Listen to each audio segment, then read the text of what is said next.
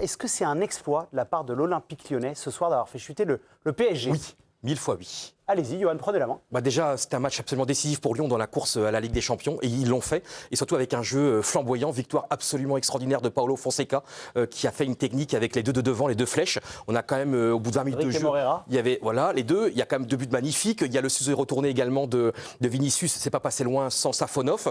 Il y a eu des contres en seconde période. Ça aurait pu faire encore un autre but, un troisième but, à résister à un PSG, certes, le PSG qui avait fait un petit peu tourner. Mais je trouve que Lyon, dans la motivation, dans la technique, dans l'envie de jouer, tête haute, au Parc des Princes, avec une volonté vraiment, je trouve, une manière de jouer parfaite. C'est le coup parfait, hein, et surtout, ça relance totalement. En fait, eux, ils font le coup parfait, eux, ils font un exploit, ils sont en manque de confiance. Là, ils se relancent totalement pour la qualification directe à la Ligue des Champions. Tu le fais au Parc des Princes, face au PSG qui était, en pleine bourre, en pleine confiance. Le PSG qui a eu des occasions, n'oublions pas, hein, Dembélé, la barre transversale, le pénalty par Ramos. Il y a eu des occasions pour le PSG, et Lyon a tenu. C'est, je trouve, un match, pour moi, c'est du 10 sur 10 pour Lyon, le coup parfait.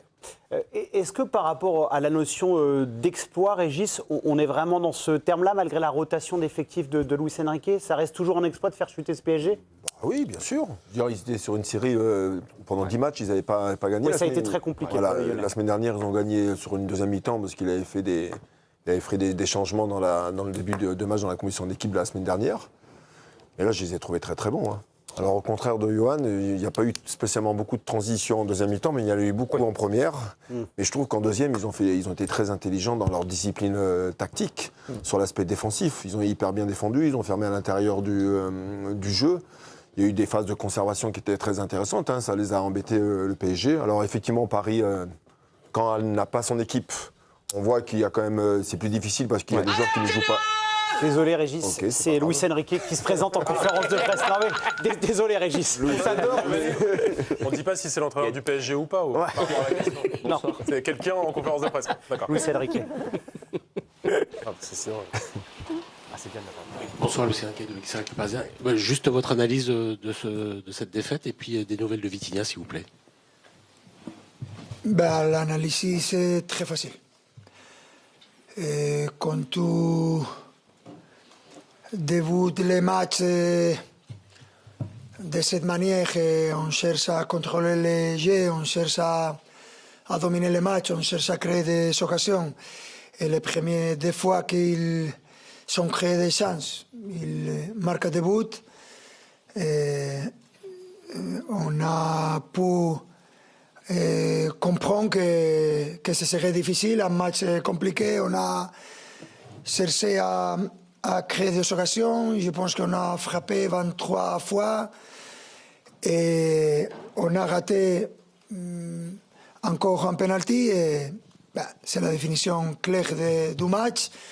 On a fait de tout pour changer cette dynamique, mais ça a été impossible. Lyon a fait des contre-golpes de très haut niveau. Ils ont frappé 5 fois. Ils ont marqué des buts. C'est magnifique pour eux. J'aime la manière qu'ils jouent et la qualité de leurs joueurs, et la qualité de leurs entraîneurs. Rien. Le plus sympa, ça a été qu'on a marqué dans les dernières frappes. On a frappé 23 fois. Les dernières frappes, c'est les frappes qui a été le but. Mais c'est comme ça le football, il faut l'accepter et préparer les prochains matchs. On va jouer tous les 3 jours et ça signifie qu'on est dans les 2 compétitions pour chercher à gagner. Et il faut donner des minutes à beaucoup de joueurs parce que les turnovers, c'est la solution à jouer tous les 3 jours. Bonsoir coach. Arthur Perrault, RMC, à votre droite. Justement, avec cette contre-performance ce soir, le suspense est plus que jamais d'actualité en Ligue 1 puisqu'il n'y a qu'un seul point d'écart entre vous et Lens. Est-ce que c'est une mauvaise nouvelle alors que vous abordez justement une semaine très chargée avec 2 rencontres? Merci. Ce n'est pas ni bon ni mauvais, c'est comme ça. Vous aimez un championnat plus disputé, c'est un championnat disputé. Et Lens, il continue à gagner des matchs et ce sera difficile jusqu'à le dernier match. Bonjour. Est-ce que vous pensez que c'est une sorte de décompression après le gros match de mardi soir à Liverpool ou pas du tout? Merci. Non, c'est que je pense qu'on va jouer dans les prochains 27 jours, 26, 9 matchs, un match tous les 3 jours, et il faut surmonter ça avec l'équipe, avec tous les joueurs. Aujourd'hui, on a changé 6 joueurs qui n'est pas habituellement joué, et ce sera comme ça dans les derniers matchs, dans les prochains matchs, excusez-moi. Bonsoir, Jérémy Janingro pour la chaîne L'Équipe. Est-ce que vous pouvez nous expliquer vos choix de départ, la composition d'équipe et la gestion que vous avez en ce moment? Est-ce que c'était obligatoire de faire 6 changements par rapport à la compo de Liverpool? Merci. Si vous ne comprenez ça, vous ne comprenez rien. Tu dois jouer 9 matchs en 27 jours. Qu'est-ce que tu veux faire? Après qu'il y a une défaite, c'est très facile à penser qu'on a raté. C'est la manière que je pense qu'il faut gérer ça, parce que nous sommes et on va chercher à gagner les compétitions. On va voir. Oui, bonsoir, Julien Franc pour Radio France. Est-ce que, parce que c'était comme face à Lyon, une équipe du haut de tableau, en faisant ces choix, est-ce que vous n'envoyez pas le message que la priorité en cette fin de saison, c'est comme la Ligue des Champions plutôt que la Ligue 1? Merci. Non, la priorité, ce sont les 2 compétitions qu'on peut gagner. C'est la priorité. Après, tu peux analyser. Ce que j'ai dit ici, c'est ce que l'entraîneur doit dire. Après, tu peux analyser si j'ai dit la vérité ou pas. C'est à toi, non, pas moi. Bonsoir coach, Bruno Salomon, ici Paris de France. Mon confrère avait demandé des nouvelles de Vitinha. Je n'ai pas entendu si vous aviez... Rien positif, c'est clair. Quand tu changes un joueur dans une action un petit dangereux, il faut attendre à demain qu'il aura des tests et on va voir. Dernière question. Bonsoir coach, juste ici Elias Peters de 90 minutes. Vous l'avez dit, vous jouez beaucoup en peu de temps. Il y a un nouveau match qui arrive dès mercredi face à Nantes. Comment rebondir directement dans 3 jours? Merci. Comme d'habitude, c'est plus facile à gérer les victoires et plus difficile les défaites, mais ils sont partis de la saison et aujourd'hui Lyon, ils ont joué de manière exceptionnelle dans ce qui représente l'efficacité, et c'est important dans un match quand tu es aussi efficace, c'est très positif pour eux. Ils sont une équipe que je me répète, j'aime quand tu les vois parce qu'ils sont de la qualité individuelle et collective. Et aujourd'hui, seulement avec 5 frappes, ils ont marqué des buts. Sensationnel. Merci, bonne fin de soirée. Voilà, Luis Enrique, un peu agacé, mauvais perdant. Il avait peut-être perdu le goût de la défaite. Luis Enrique, pas content. Bon, il a beaucoup insisté sur le calendrier qui s'enchaîne. On rappelle que si le Paris Saint-Germain enchaîne autant de rencontres, c'est parce qu'ils ont, eux, demandé des reports qui ont été accordés. Donc voilà, il a un effectif assez large à sa disposition. Est-ce que vous comprenez son agacement, là, Félix, ce soir, le sentiment de frustration Je comprends la frustration, au vu du match, évidemment.